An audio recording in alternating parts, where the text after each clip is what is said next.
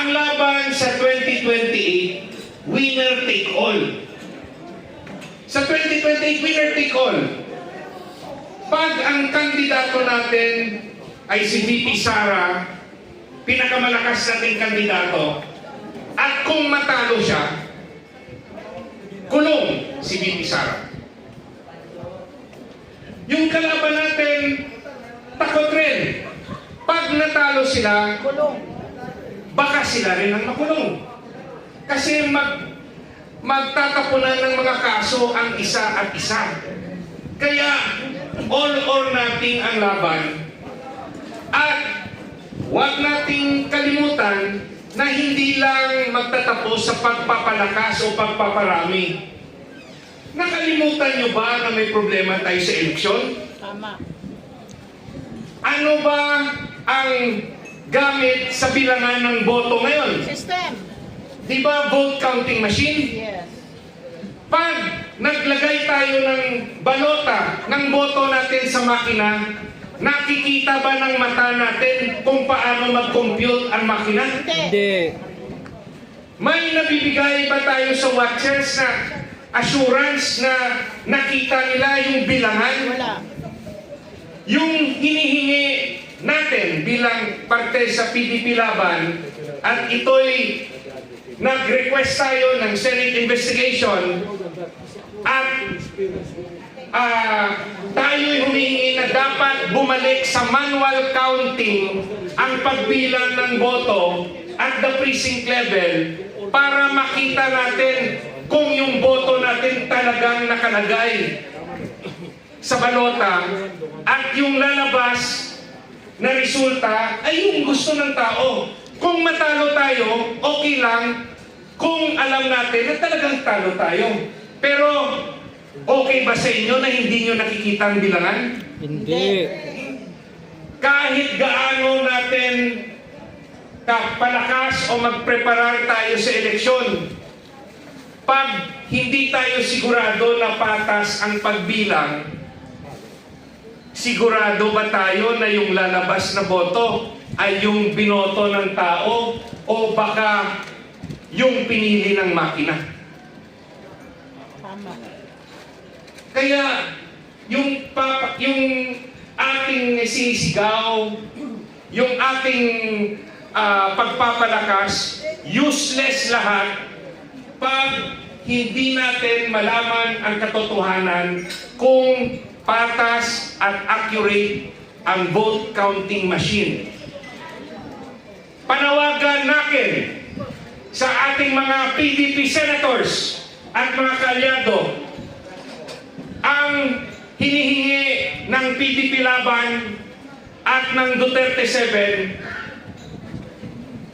ay imbestigahan ang 2025 election. Panawagan natin sa ating mga PDP senators at mga kaalyado, ang hinihingi ng PDP Laban at ng Duterte 7 ay imbestigahan ang 2025 election, at hinihingi natin sa ating mga senador, pangunahan ninyo ang panawagan within the Senate. Hindi natin pwedeng batikusin si Senator Lacson kung yung mga kasama natin tahimik. Senator Bongo, Senator Bato, Senator Robin Hood Padilla, mga kaalyado natin, Senator Marcoleta, Senator Marcos, yung dinala ng PDP Laban si Senator Camille Villar. Gusto namin malaman kung patas ba ang pagbilang ng vote counting machine. Bago natin hingin ito kay Senator Soto at kay Senator Lacson, kayo ang aming sinisingil, maging kampyon kayo ng ating partido at ng inyong kaalyado sa PDP Laban. Ipaglaban nyo ang katotohanan, kasi pag pinabayaan natin to, haharapin ng PDP laban sa 2028 ang sitwasyon na yung boto natin bibilangin ng vote counting machine. Tama ba, Atty. Lambino? Si Atty. Lambino, testigo. Kasi sabi niya, yung binoto niya raw sa balota, Duterte 10, pero yung lumabas, iba raw. So willing siya mag-testify in the Senate. We just want the truth. At wala na kaming habol na makaupo sa Senado dahil hindi naman kami nag-file ng election protest. Yung amin lang habol na maging patas ang eleksyon by 2028. Dahil gaano man natin kasigaw, no to corruption, Wala pa rin. wala mangyayari. Hawak nila. Useless.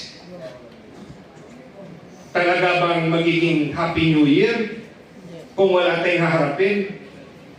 Uulitin ko, ang laban mag-uumpisa sa PDP laban at ito'y dapat pangunahan ng ating PDP senators.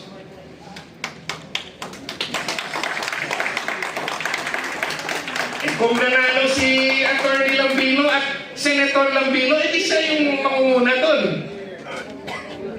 Kung nanalo si Atty. Hinlo, maingay ako. Kung nanalo si Senator Philip Salvador, magiging maingay si Senator Philip.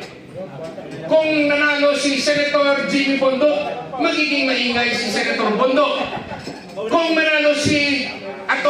Rodriguez, edi sana maingay si Senator Rodriguez. Si Pastor Kibuloy kung nanalo, siguro maingay rin.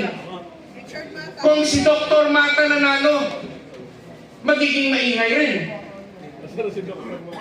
Ang Duterte 7 hindi magpapabaya sa PDP laban at sana nandito rin yung tatlo sa ating Christmas party. So, yan ang aking panawagan at humingi ako ng tulong sa ating mga senador at sa ating mga kaalyado. Ang laban na ito ay para sa 2028 election. Si VP nagsalita na alagaan natin ang eleksyon natin.